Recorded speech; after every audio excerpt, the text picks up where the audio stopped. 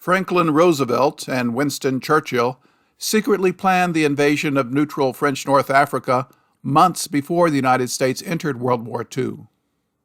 This became Operation Torch, which was opposed by generals who wanted all American resources dispatched to England to support an invasion of France in 1943. Securing French North Africa took longer than planned and was bloodier than expected. Once secured, garrisons were needed to control these areas, so thousands of soldiers remained there and unavailable to fight. The Allies suffered over 100,000 casualties during pointless fighting in Africa when they could have invaded Sicily directly. Tales of the American Empire produced The Madness of Operation Torch about this topic. Many commenters objected to bypassing Africa and going for the throat by invading Sicily in November 1942.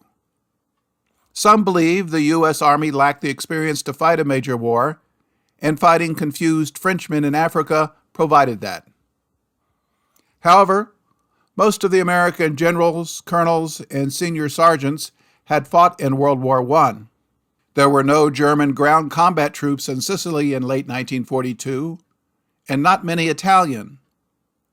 The best Italian units and equipment were dedicated to fighting the British in Egypt, and there were little preparations to defend Sicily, which only had 5 second-rate infantry divisions with dispersed units providing security at key points.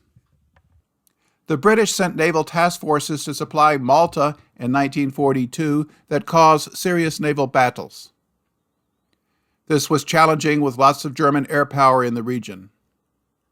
Operation Vigorous was a Western convoy from Egypt run at the same time as Operation Harpoon, an eastbound convoy from Gibraltar that both occurred from June 12th to the 16th. The Vigorous convoy was driven back by the Italian fleet and attacks by Axis aircraft. Only 2 of the 6 ships in the Harpoon convoy completed the journey, at the cost of several Allied warships.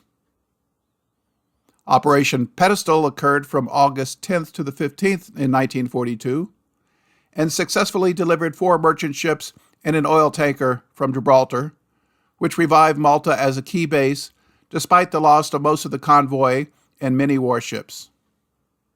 The British would have won decisively had they dedicated more naval power to this effort, rather than mindless attacks on French Algeria, Dakar, and Madagascar.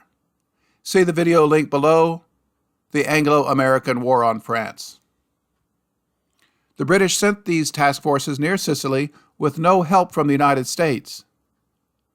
A huge American naval task force that united forces in French North Africa in November 1942 could have proceeded a bit further and landed troops in western Sicily. Eastward from America, moving silently to their rendezvous. Southward from England, 850 ships in synchronization more vast than any ever before attempted, under an umbrella of protecting carrier-based aircraft, one part to the Mediterranean coast near Algiers and Oran, waiting for the moment of attack, one part remaining behind, off Casablanca, until along the whole North African coastline, the Allies can strike simultaneously. The British could have attempted to land several divisions embarked from Egypt, as they did in the 1943 invasion of Sicily. However, there would be fear that the entire Italian Navy might deploy to fight, so it would be wise to leave them ready to deploy until the Americans had aircraft operating from western Sicily. German fighter squadrons based on Sardinia and Sicily would pose a danger to an invasion force, but fighting the Soviets had become the priority for the Germans. By late 1942, they had shifted half of this air power from Italy to the Russian front. The British had over 200 fighter aircraft based at Malta to support an invasion of Sicily. Allied bombers could reach Sicily from air bases at Gibraltar and Egypt, where 20 American B-24s were based in late 1942. The Allies had several aircraft carriers to employ for a surprise invasion of mostly undefended western Sicily that hosted 6 airfields. The American task force had 1 large aircraft carrier and 4 smaller escort carriers, like the USS Santee, pictured here. Together, they carried 28 Grumman Avenger torpedo bombers, 36 Douglas Dauntless dive bombers, 108 F-4F Wildcat fighter planes, and 76 Curtiss P-40 Warhawks. The landing force would only encounter small units of second-rate Italian infantry who were unlikely to put up a good fight.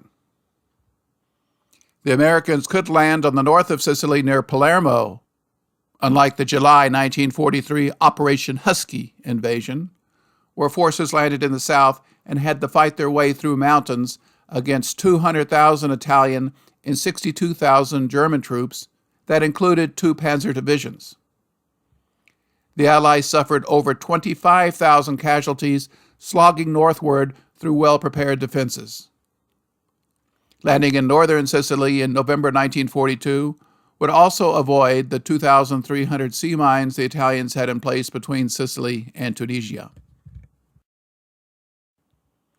During Operation Torch, American transport aircraft from England dropped thousands of British paratroopers in Tunisia to capture the Souk al-Ariba airfield. The British No. 255 Fighter Squadron was operating from there within days. American paratroopers landed in nearby Algeria with the same mission. These paratroopers could have landed in Sicily instead to seize key western airfields and destroy aircraft as ships landed forces ashore. British naval forces could mass south of Italy and conduct air attacks and shore bombardment missions in Sicily while countering any effort by the Italian Navy to interfere, while protecting a supply convoy to Malta. Axis forces in Africa would find themselves trapped, while the Germans and Italians rushed forces to Sicily from mainland Italy. These Axis forces could have counterattacked or just sought to delay the American advance so forces could withdraw to the mainland. Stranded Axis forces in Africa would face disaster, as the few aircraft and ships supporting them would be diverted to the battle for Sicily. A November 1942 invasion of Sicily would have been bloody, but losses would be far less than the 100,000 casualties suffered fighting in Africa, plus the 25,000 lost invading Sicily in July 1943 after it had been fortified. However, cautious American and British leaders would probably not have approved this plan. Roosevelt and Churchill sought an easy victory in late 1942 to rally support for the war at home.